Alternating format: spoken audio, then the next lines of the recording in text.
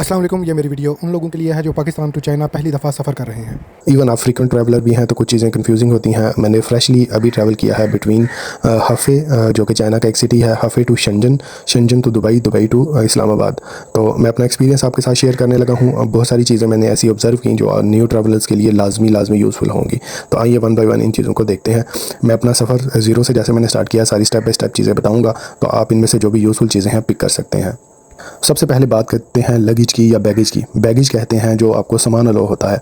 मेरे पास China southern की ticket थी और चाइना साउदर्न में मुझे 23 किलो के बैग अलाउ थे। आप जो टिकट बाय करते हैं उसके ऊपर ये डिटेल लिखी होती है कि आपको कितने किलो का बैग अलाउ है और दूसरा आपके बैग का साइज़ क्या होना चाहिए। मेरे पास जो बैग था वो 29 आई थिंक 28 इंच का था। मैं स्क्रीन चार्ट ऊपर लगा दूंगा। यहाँ पर एक इंतहाई इंपॉर्टेंट चीज़ नोट करें कि यहाँ पर लिखा है लेंथ जो है वो 158 सेंटीमीटर होनी चाहिए।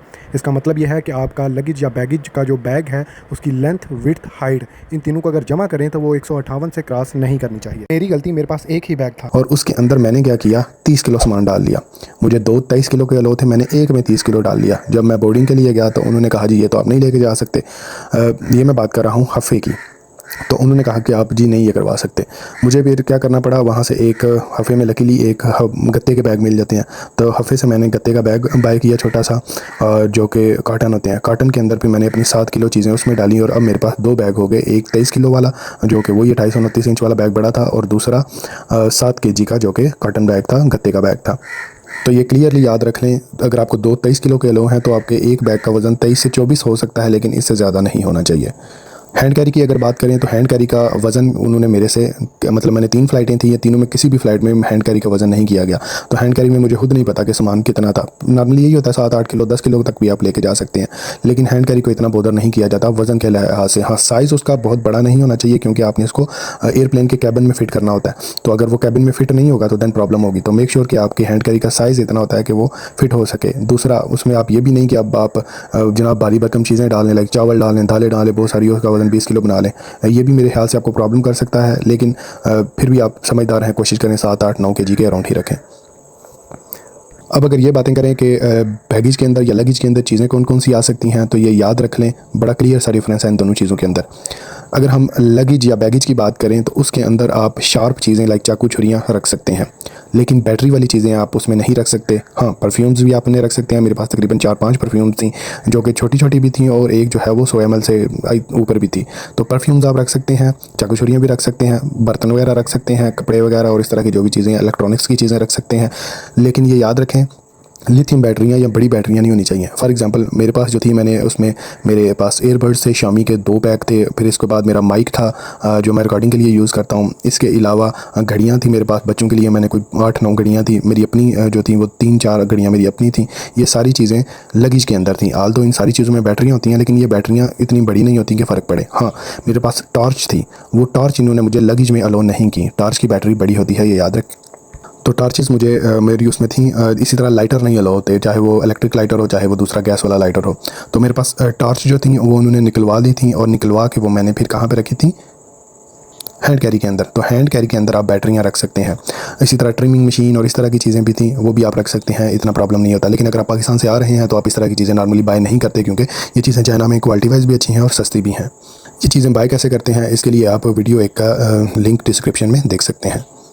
एक और चीज़ याद रखें, लिक्विड्स जो हैं वो आप हैंड कैरी के अंदर लिक्विड्स नहीं रख सकते। पानी की बोतल अगर आपके पास है तो आपको बोतल खाली करना पड़ेगी। मेरा ये मशवरा है, एक 500 ml की बोतल, खाली बोतल अपने साथ हमेशा रखें, ये आपके लिए यूज़फुल होगी। लेकिन यह बोर्डिंग कराने से पहले बोतल को खाली कर लें और फिर उसके बाद आप दोबारा उसको बोर्डिंग कराने के बाद भर सकते हैं अगर ज़रूरत पड़ती है, वरना जहाज़ में पानी ऑलरेडी अवेलेबल होता है। मेरे पास शैम्पू था जो कि 100 ml से ऊपर था, वो इन्होंने, ये हैंड कैरी की मैं बात कर रहा हूँ, तो हैंड कैरी में मेरे पास शैम्पू था, वो निकलवा लिया था उन्होंने, मुझे पहन के आना पड़ा। लेकिन मेरे पास कुछ और चीज़ें थी, लाइक सन ब्लॉक था जो कि लिक्विड की फॉर्म में ही होता है, ट्यूब की फॉर्म में होता है। इसी तरह फेस पे लगाने वाली कुछ ट्यूब्स थी, एक विटामिन सी का सीरम था। ये सारी चीज़ें हैंड कैरी के अंदर मैं लेके आया। इसी तरह स्नैक्स या खाने पीने वाली चीज़ें, खाने वाली चीज़ें आप कह लें कि आपने बिस्किट रखे हैं या कोई इस तरह की चीज़ें, ये भी आप हैंड कैरी के अंदर रख सकते हैं। इसके अलावा आपको लैपटॉप बैग भी अलाउड होता है।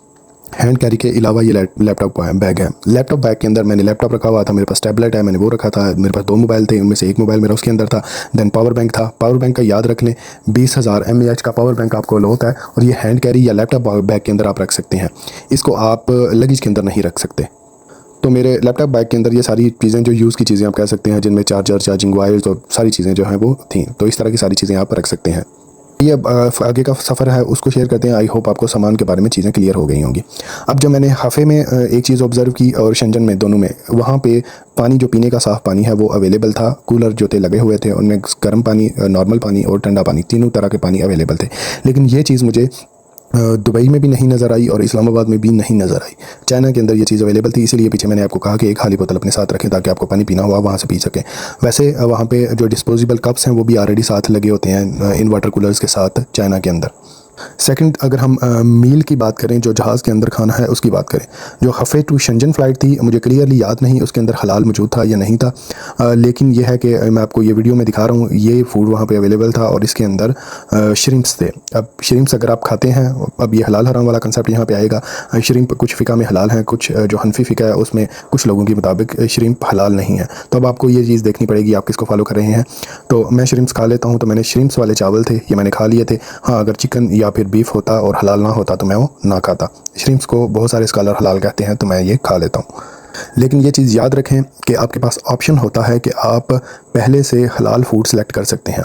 मुझे ये ऑप्शन कह लें कि मिला नहीं है सच, क्योंकि मैंने चाइनीज़ एप्लीकेशन से ये टिकट बुक की थी और मुझे टाइम भी नहीं ऑनेस्टली मिला कि मैं उसको इतना ज़्यादा एक्सप्लोर कर सकूं।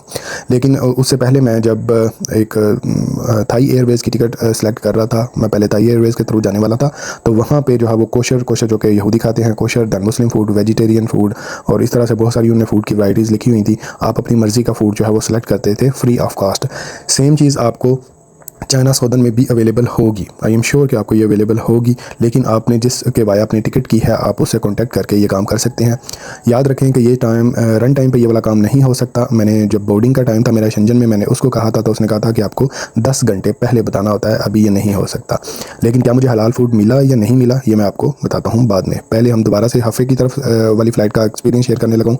हफ़े टू शंजन आते हुए 2-2.5 घंटे का सफ़र था। जहाज़ टाइम पर निकला था, इवन कि हमारी बोर्डिंग जो थी वो लेट हो गई।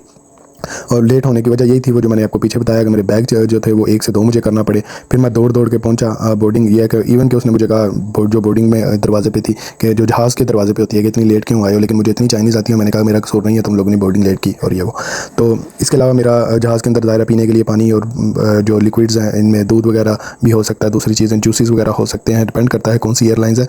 लेकिन आपको जहाज़ के अंदर कोई ऐसी चीज़ नहीं कह लें कि स्पेशल आपको इन्फॉर्मेशन जो मैं कहूँ कि ये लाजमी रिक्वायर है। हाँ, सीट सेलेक्ट करने की जो बात है वो भी आप टिकट के अंदर ही, जहाँ से आपने टिकट बाय की है वहीं से आप सीट भी सिलेक्ट कर सकते हैं। लेकिन अगर आपने नहीं की तो आप बोर्डिंग में जाकर बता सकते हैं। अगर आपको विंडो सीट चाहिए तो आप उनको बता सकते हैं मुझे विंडो सीट चाहिए। मेरा एक मशवरा यह है, कोशिश करें पिछली सीटों में जो है वो ना बैठें। उसकी वजह यह है पिछली सीटों में नॉर्मली वॉशरूम होते हैं तो उनकी थोड़ी बहुत कई दफ़ा स्मेल आती है। मुझे इस दफ़ा तो नहीं आई है लेकिन चांसेस ये होते हैं, तो इसलिए मैं तो अवॉइड करता हूँ वॉशरूम के करीब वाली सीटों को। एयरपोर्ट वाशरूम्स की अगर बात कर लें, ये भी एक इंपॉर्टेंट इन्फॉर्मेशन है, लेकिन ये मैं आपको बाद में बताता हूँ। इसी तरह करेंसी एक्सचेंज के बारे में एयरपोर्ट पे ये भी होते हैं, ये भी मैं आपको बाद में बताता हूँ। तो मैं हफ़े से शंजन पहुँचा और शंजन के अंदर अब आपको मैं शंजन वाली फ़्लाइट, शंजन से आगे मेरी फ़्लाइट थी शंजन टू दुबई। इसके अंदर फूड कैसा था ये सारी इन्फॉर्मेशन मैं आपको बताने लगा हूँ। पहली बात तो ये है कि बोर्डिंग कराने के बाद इसका जो एरिया था वो काफ़ी बड़ा था। शंजन एयरपोर्ट हफ़े एयरपोर्ट की निस्बत बड़ा है। हफ़े एयरपोर्ट इंटरनेशनल एयरपोर्ट नहीं है। इंटरनेशनल एयरपोर्ट हम ऐसे एयरपोर्ट को कहते हैं जहाँ से डायरेक्ट दूसरे मुल्कों में फ़्लाइट्स जाती हैं। फॉर एग्जाम्पल इस्लामाबाद एयरपोर्ट, क्योंकि इस्लामाबाद एयरपोर्ट से दूसरे मुल्कों में डायरेक्ट फ़्लाइट्स जाती हैं। लेकिन हफ़े एयरपोर्ट में ऐसा नहीं है। हफ़े एयरपोर्ट से आपको पहले किसी इंटरनेशनल एयरपोर्ट पर जाना पड़ता है, फिर वहाँ से फ़्लाइट आगे जाती है। इसकी एग्जांपल जो है वो मोस्टली में भी आप लोग जो है वो लाहौर टू ग्वांचो रूट यूज़ कर रहे हो और मे भी इस्लामाबाद से पहले आप उरमची जाएंगे, फिर उरमची से आप किसी और सिटी में जाएंगे और इस केस में उरमची वाला और ग्वांचो वाला एयरपोर्ट इंटरनेशनल एयरपोर्ट बनते हैं। तो शंजन एयरपोर्ट इंटरनेशनल एयरपोर्ट था, काफ़ी बड़ा एयरपोर्ट था, फैसिलिटीज़ भी ज़्यादा थी। अगेन वही पीने वाला पानी और ये सारी चीज़ें अवेलेबल थी। एयरपोर्ट का साइज़ जो है वो बहुत बड़ा होता है।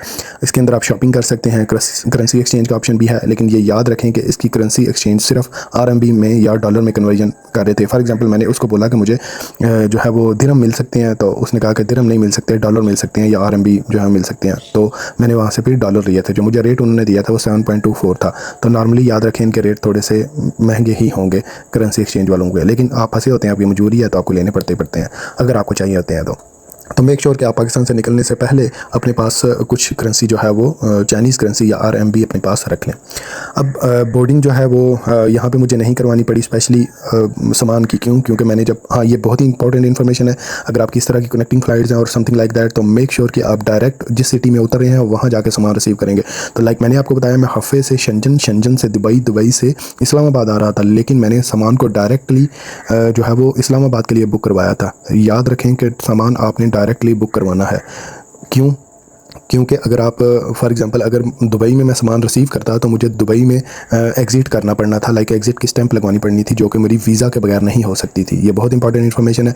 फ़र्ज़ कर लें कि मैं सामान बुक करवाता दुबई के लिए, अब होना क्या था, मैंने दुबई में जाके एग्ज़िट की स्टैंप लगवानी थी, सामान रिसीव करना था और दोबारा से सामान लोड करवाना था PIA के लिए। लेकिन मैं ये नहीं कर सकता था क्योंकि मेरे पास दुबई का ट्रांजिट वीज़ा नहीं था, और अगर मैंने ये हरकत की होती तो मेरा सामान दुबई में ही फंस जाता और मेरे पास कोई तरीका नहीं था सामान को दुबई से पाकिस्तान लेके आने का।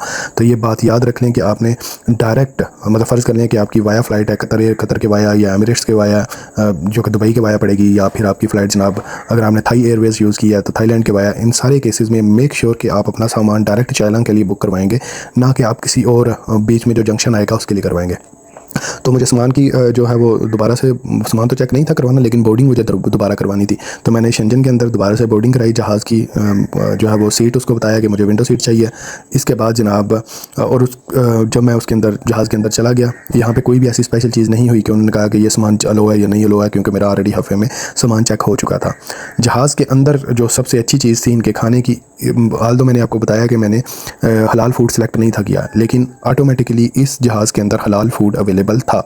क्यों अवेलेबल था? मेरा ये मानना है क्योंकि ये दुबई की फ़्लाइट है, तो उनको आइडिया होगा कि जो दुबई के लोग जाते हैं उसमें मुस्लिम लोग होंगे, तो शायद ये वजह थी इन्होंने हलाल फूड रखा हुआ है। तो मेरी लक आप कह सकते हैं। मैं आपकी फ़ूड की वीडियो भी आपको शो करवा रहा हूँ। इसमें ऊपर अगर आप नोट करें तो इसके ऊपर चिंगचन लिखा हुआ है। चिंगचन हलाल को कहते हैं। ये वर्ड्स को इन वर्ड्स को याद रख लें, हमेशा हमेशा के लिए याद रख लें। आपने चाइना में सर्वाइव करना है तो चिंगचन स्क्रीन के ऊपर लिखा हुआ भी आपको आ रहा है, और इसके पिनियन, जो कि इंग्लिश की फॉर्म में जिनको बोलते हैं इनको पिनियन बोलते हैं, इसके पिनियन भी आपको लिखे नज़र आ रहे हैं। और इसको बोला है चिंग चिंग चन, ZH या J की आवाज़ देता है, लेकिन इस केस में चे की आवाज़ दे रहा है, तो छिंग चन, ये याद रख लें। तो जब एयर होस्टेस मेरे पास आई, उसने कहा कि हमारे पास जो है वो दो तरह का खाना अवेलेबल है।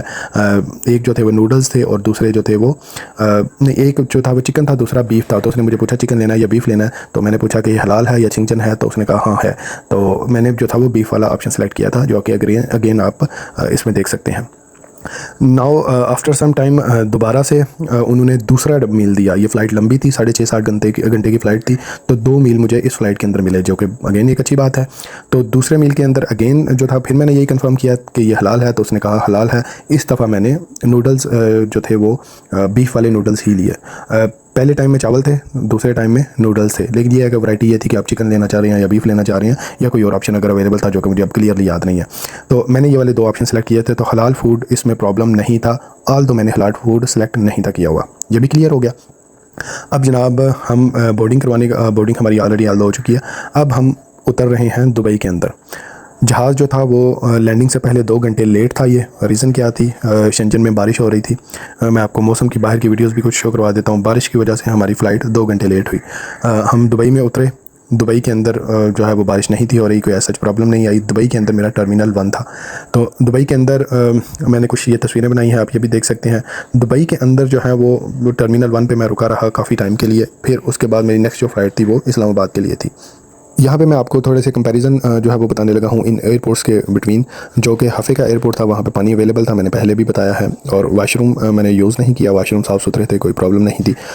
इसी तरह शंजन के अंदर पानी अवेलेबल था, वाशरूम साफ़ सुथरे थे, मैंने वाशरूम की पिक्चर भी बनाई थी, साफ़ सुथरे बिल्कुल वाशरूम थे यहाँ पर भी। फिर उसके बाद दुबई में, लेकिन ये पिछले जो दोनों हैं इनके अंदर मुस्लिम शावर अवेलेबल नहीं होता, जो कि आप पानी मतलब नहीं होता, तो आपने फिर पानी का इंतज़ाम खुद करना पड़ता है आपको, वरना अंदर टिशू ही पड़े होते हैं। लेकिन जब आप दुबई के अंदर आते हैं, या मैं दुबई में गया, तो दुबई के अंदर जो वाशरूम है वो भी साफ़ सुथरे थे, और इनके अंदर आपको मुस्लिम शावर जो है वो भी अवेलेबल होते हैं। पाकिस्तान के अंदर जब आते हैं आप, पाकिस्तान में भी जो वाशरूम है वो भी साफ़ सुथरे हैं, ठीक ठाक हैं, और इनमें भी मुस्लिम शावर आपको अवेलेबल होता है, ये याद रख लें। तो जो अगर आप गैर मुस्लिम ममालिक के अंदर हैं, वहाँ पे मुस्लिम शावर मोस्ट प्रोबेबली आपको नहीं मिलेगा। तो आपको एक बोतल पानी की चाहिए होगी, अगर आप इनके सुसु कर रहे हैं तो समझ गए आप बाकी बात को। जी, तो अब मैं दुबई जब आ चुका था, दुबई में मुझे सामान रिसीव नहीं था करना। मैंने पहले बताया कि मैंने सामान रिसीव करने की आल्दो ट्राई यहाँ पे की, लेकिन क्योंकि मेरे पास दुबई का वीज़ा नहीं था, तो उन्होंने मुझे कहा जी जब आपके पास वीज़ा नहीं है तो आप यहाँ से एग्ज़िट करके आपको सामान लेना पड़ता है, तो आप वो नहीं कर सकते, तो आप वापस जाएँ।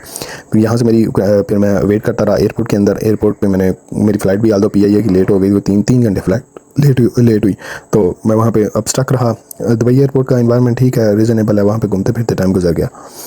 नाउ दुबई टू इस्लामाबाद वाली जो फ़्लाइट थी वो PIA थी। अगर मैं उसका एक्सपीरियंस शेयर करूँ, इनका फूड ऑब्वियसली हलाल ही होगा, लेकिन फूड इतना अच्छा नहीं था। स्नैक्स टाइप ही थे, तस्वीर आपको वीडियो के अंदर दिखा देता हूँ। क्वालिटी फूड की इतनी अच्छी नहीं थी, रीज़नेबल थी, बुरी नहीं थी है, लेकिन पिछले एक्सपीरियंस के मुताबिक इतनी अच्छी नहीं थी, लेकिन अगेन बुरी नहीं थी है। दुबई में अब दुबई से जो इस्लामाबाद हम आते हैं, इस्लामाबाद उतरने के बाद की बात करते हैं। तो जनाब मेरे साथ जो कांड हुआ एक बहुत बड़ा ये हुआ कि मेरा सामान जो है ये नहीं आया। क्या हुआ? मेरा सामान नहीं आया।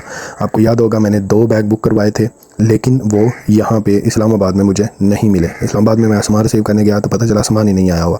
रीज़न पूछी तो उन्होंने कहा जी पता नहीं किधर है ये वो, उनको खुद नहीं था पता। वहाँ पे मैंने एक एप्लीकेशन दी और एप्लीकेशन देने के बाद मैं घर चला गया। अब जनाब सामान मुझे कैसे मिला ये एक लंबी स्टोरी है, मैं इस डिटेल में नहीं जाऊंगा, लेकिन यह है कि इन शॉर्ट मैं आपको बता देता हूं कि एक एप्लीकेशन फिल करने के बाद मैं घर आ गया और तकरीबन 1 हफ़्ते बाद मुझे मेरा सामान मिला था। दोनों बैग से तकरीबन चीज़ें ठीक थी, पूरी थी, कोई चीज़ गुमी नहीं। एक चीज़ का मुझे डाउट है, अब आई डोंट नो वो मैंने खुद गुमा दी थी या इन लोगों ने गायब कर दी थी, मैं श्योर नहीं हूँ। मैं किसी पे बहुतान या इल्ज़ाम नहीं लगा सकता, मे बी मेरी गलती हो। तो एक चीज़ मुझे नहीं बीच में मिली, बाकी सारी चीज़ें मेरी बिल्कुल ठीक ठाक सारी आ गई थी।